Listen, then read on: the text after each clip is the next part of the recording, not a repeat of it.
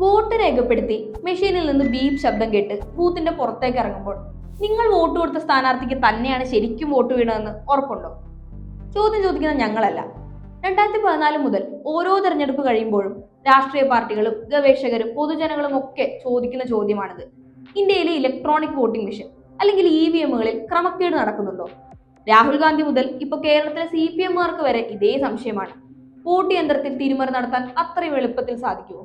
ഈ സംശയത്തിന് വർഷങ്ങളുടെ പഴക്കമുണ്ട്.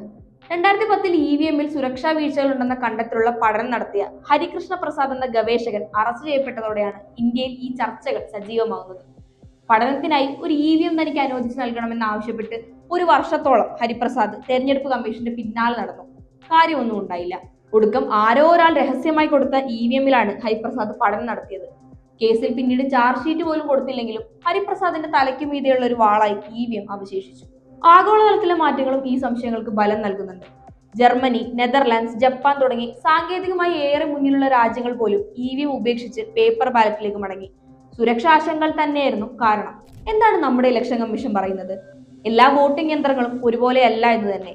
യൂറോപ്പിൽ നിരോധിച്ച യന്ത്രങ്ങൾ ഇന്റർനെറ്റുമായോ ബ്ലൂടൂത്തുമായോ ബന്ധിപ്പിക്കാൻ കഴിയുന്ന ടച്ച് സ്ക്രീൻ കമ്പ്യൂട്ടറുകളായിരുന്നു. എന്നാൽ ഇന്ത്യയിലെ യന്ത്രങ്ങൾ ഇന്റർനെറ്റുമായോ മറ്റ് നെറ്റ്വർക്കുകളുമായോ യാതൊരു ബന്ധവുമില്ലാത്ത തികച്ചും സ്വതന്ത്രമായി പ്രവർത്തിക്കുന്ന ബട്ടൺ മെഷീനുകളാണ്. കാൽക്കുലേറ്ററുകൾ പോലെ. നിലവിൽ ഉപയോഗിച്ചുകൊണ്ടിരിക്കുന്ന M3 മോഡൽ മെഷീനിൽ എന്തെങ്കിലും തരത്തിലുള്ള ടാമ്പറിംഗ് നടന്നാൽ മെഷീനെ ഫാക്ടറി സെറ്റിംഗ്സിലേക്ക് തനിയെ റീസെറ്റ് ചെയ്യുന്ന സംവിധാനവുമുണ്ട്. മെഷീന്റെ നിർമ്മാണ ഘട്ടം മുതൽ ഏതെങ്കിലും ഘട്ടത്തിൽ ക്രമക്കേട് നടത്താൻ ശ്രമിച്ചാൽ മെഷീൻ സ്വയം പ്രവർത്തനരഹിതമാവും. അതായത് ഇന്ത്യയിൽ ഉപയോഗിക്കുന്ന EVMകൾ ഹാക്ക് ചെയ്യൽ അത്ര എളുപ്പമല്ല എന്ന് തന്നെ. ഇന്ത്യ പോലൊരു രാജ്യത്ത് പേപ്പർ ബാലറ്റിലേക്ക് മടങ്ങിപ്പോകുന്നതും പ്രായോഗികമല്ല എന്ന് സുപ്രീം കോടതി പറഞ്ഞിട്ടുണ്ട്. EVMന്റെ കൺട്രോൾ യൂണിറ്റിന്റെ പ്രവർത്തനങ്ങൾ, അതിന്റെ സോഴ്സ് കോഡ്, നിർമ്മാണ രീതി എന്നിവയ്ക്ക് മേൽ സ്വതന്ത്രമായ പരിശോധനകൾ ഇതുവരെ നടന്നിട്ടില്ല. ഇവിടെയാണ് പൂർണ്ണമായ സുരക്ഷയും സുതാര്യതയും ഉണ്ടെന്ന് ഉറപ്പിച്ചു പറയുന്നതിൽ പ്രശ്നമുള്ളത്.